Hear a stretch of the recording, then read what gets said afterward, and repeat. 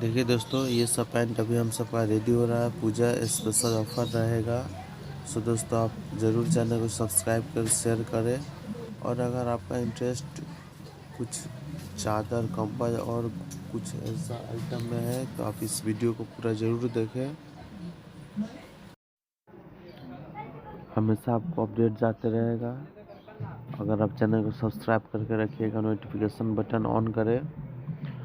और आपका अगर विंटर कलेक्शन का कुछ आइटम में आप इंटरेस्टेड हैं, चाहे वो कैसे बनता है, तो आप इस वीडियो को पूरा देखिए। Hand woven with the finest materials, including wool and silk, a single Persian rug can often take years and sometimes decades to create. A high-quality Iranian carpet can cost tens of thousands of dollars, with antique rugs fetching even higher prices.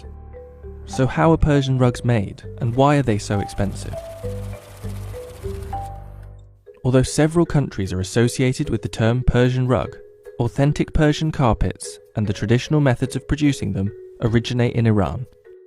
Every Persian rug is regarded as a piece of art, which reflects the history and culture of Iran.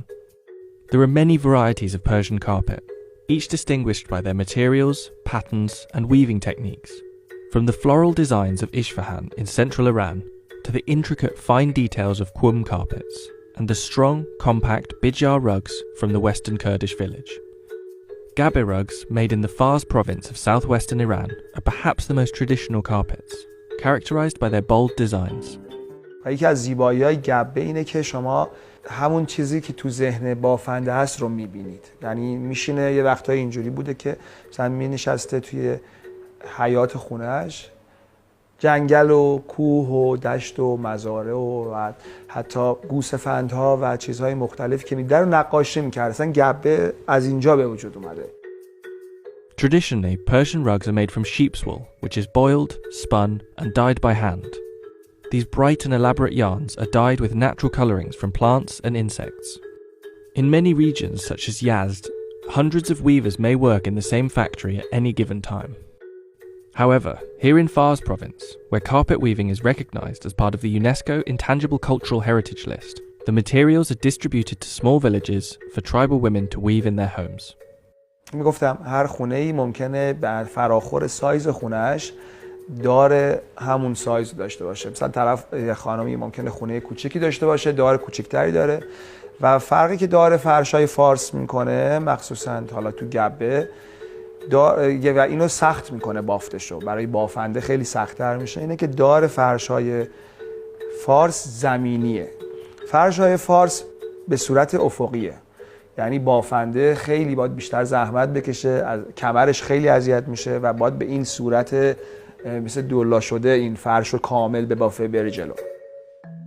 The process of weaving a Persian rug differs slightly with each variety, but generally speaking, a bed of foundation material called warp is installed into the frame called the loom. Starting at the bottom, weavers then feed wool in between the warp, tying knots called weft on each one. A highly detailed silk rug can have over 1,000 knots per square inch. However, most carpets are not valued based on knot count, but rather their materials, design, and overall size.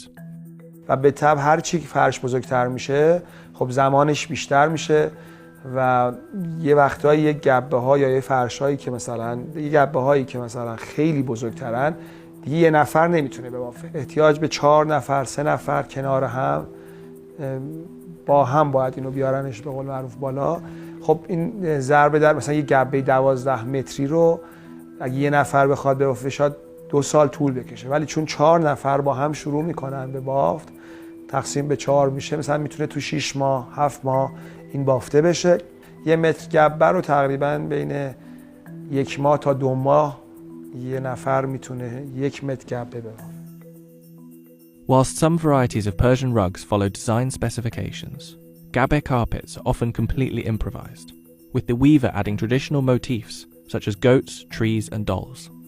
با فرمول نداره. اینو باید با گوشت و پوست و استخونتون حس کنید. کلکیت زدن رو، بافتن فرش رو، گره ها رو درست چیز کردن. جالب این که کسی که مثلا یه فرش قشقایی خوب میبافه، این نمیتونه بره یه فرش تبریز خوب ببافه یا اون کسی که یه فرش تبریز عالی میبافه نمیتونه بره یه فرش شاید اصفهان خوب ببافه و جذابیت و بامزه است اینو بدونیم که جالبه که هر منطقه‌ای یه فرش رو میتونه خوب ببافه. The origin of these rugs dates back at least 2,500 years ago, during the reign of the Persian Empire, which spanned across neighbouring countries, including what is now known as Turkey. The legacy and tradition of carpet making still remains there.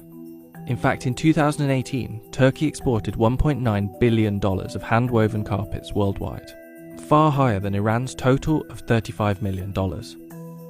As such, Turkish carpets can sometimes be regarded as authentic Persian rugs. The most expensive Persian rug ever bought was a 17th century Persian vase-style carpet, which sold at auction in June 2013 in London for $33.8 million. But despite Iran's rich history of producing handmade rugs, the tribal rugs produced in rural villages could be under threat from a lack of young weaving talent. بافنده اولین پلشه، خب مطمئنا کمترین سود رو میبره تا هی میرسه تا بخوایم اینو واقعا. خب این خیلی تعداد زیادی هستن که وسط این از شاید ارتزاق میکنن از پول این فرش، ولی آره بافنده خب چیز کمتر از همه اینا نسبت به هنری که داره گیرش میاد. خب این متاسفانه اشکال کاره. من میتونم بهتون حالا با این وضعی که میبینیم قول بدم شاید 15 سال دیگه بگم این زودی نهایتاً چیزی از فرش هنریه که همه نمیتونن یادش بگیرن، باید تو خود اونها باشن. متاسفانه جوانترهاشون، دخترها و کسایی که خب توی خونه‌های عشایرها مثلا مادرش فرش بافت، وقتشون، حوصله‌شون، حسشون نمیذارن واسه یه فرش بافتن، چون مادرهاشون رو دیدن که چقدر شاید بیمار شدن، مریض شدن، کمردرد، دست درد اینا. بله فرش تقریبا تا 15-20 سال دیگه